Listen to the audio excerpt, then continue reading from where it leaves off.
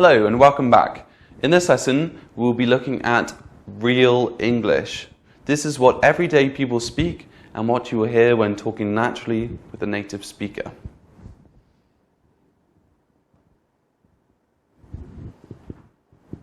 So, the main point I'm trying to get across in this lesson are textbooks are good, but they're not always right. Spoken English isn't always like textbook English, especially in informal conversations.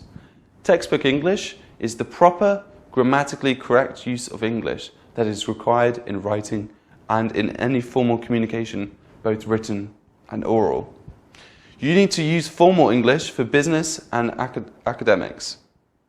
However, informal conversational English is often simpler.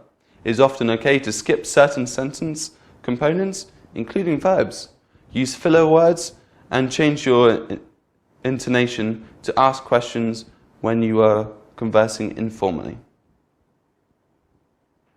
So, here's an example, okay? That's a lot of information I just chucked at you, but let's go through it, okay? So, textbooks in English. Are you coming to the party tonight? This is just very standard English, quite formal, not much to it really.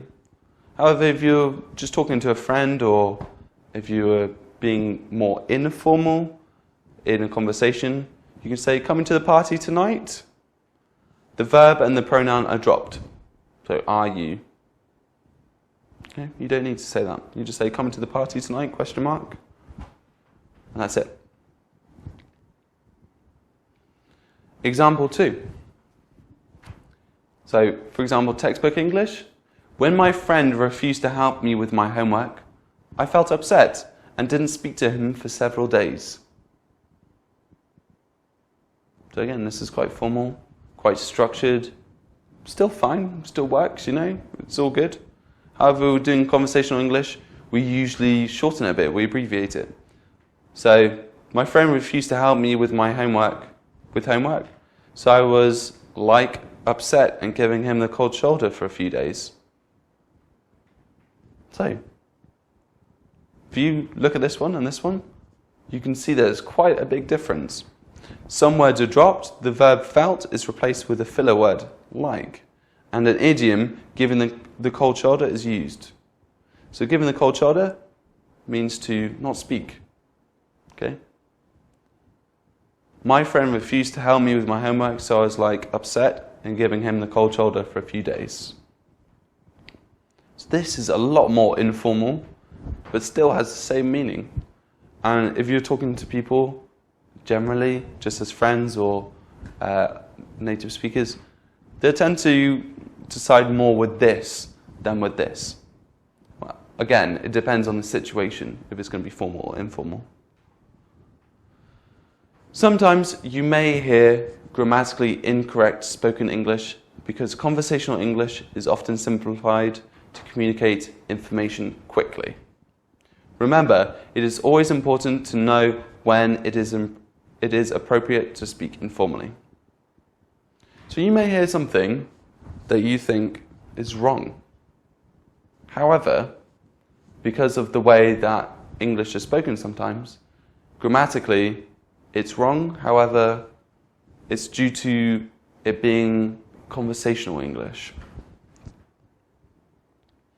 You don't have to sound like a textbook to be understood. Here are a few simple rules to follow when you talk. So, you should pronounce everything as clearly as you can. Loud, clear. Talk slowly. Remember from before, in English we communicate quite slowly. Our language is quite compact and we can express ourselves in a short amount of words. So we don't need to go very fast, we can take our time. Don't worry about your accent, okay? On the last few lessons we've practiced pronunciation, practiced moving the mouth, the lips, and the tongue. So remember, if you just practice those, your accent is fine. In general, native speakers like accents, especially foreign accents, especially if they're trying to speak our language. It's great. use full grammatically correct sentences and questions. So remember, you need to make sure you use appropriate grammar. And number 5, don't use words that you don't know the meaning of.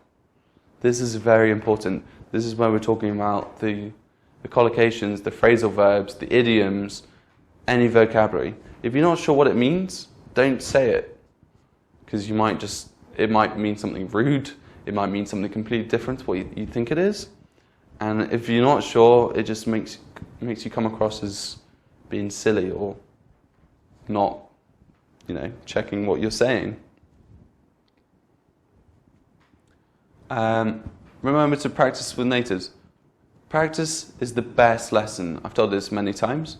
In order to better your speaking, you must practice conversing with someone. The best being a native speaker, of course.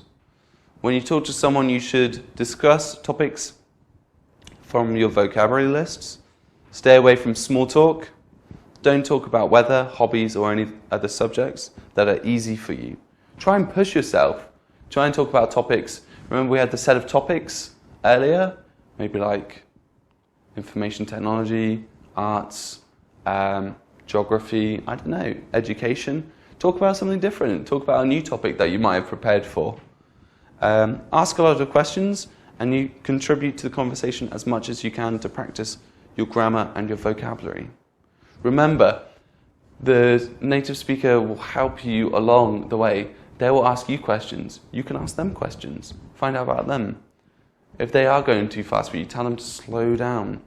If you're going too fast, they'll probably tell you to slow down, so it's okay. So where can you practice? So you can practice online. You may search for free online discussions, since a lot of native speakers hang out and spend time online to help ESL students. So this is great. You can video chat, you can just call them. There's loads of different sites where you can discuss topics, maybe business opportunities, or even jobs, You can also talk with friends. Depending on where you live, you may have friends who are native English speakers. Ask them for help. They're very happy to help you learn your English. Just by talking to you, That can help build your confidence. And they'll tell you if you're saying something wrong. Go to lectures. So go to lectures that are followed by discussions and make an effort to participate. So many universities or colleges, there'll be lecturers. Go to something that you might be interested in and then find one with a discussion. Discuss what you're interested in. Discuss what you enjoy. You can attend some events. If you live in a big city, this shouldn't be a problem, as there are many social events that are made for connecting English students and native speakers. There are loads of places to meet up, loads of events, maybe internations, stuff like that. Attend networking events for professionals looking for new jobs or business connections.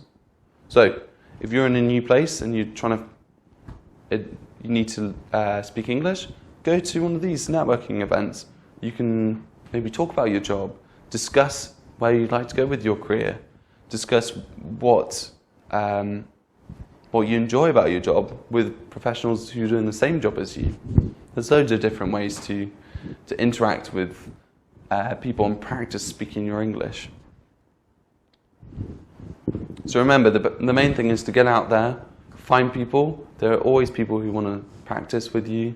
Maybe you can join a group, a practice group, or you can have a friend who you can talk to, or discuss online with somebody online. But remember, always try and push yourself to try and do topics that you're not comfortable with, or topics that you have prepared but aren't what you usually talk about. Okay, so just push yourself and practice. Great, thank you for this lesson, and I'll see you next lesson. Bye.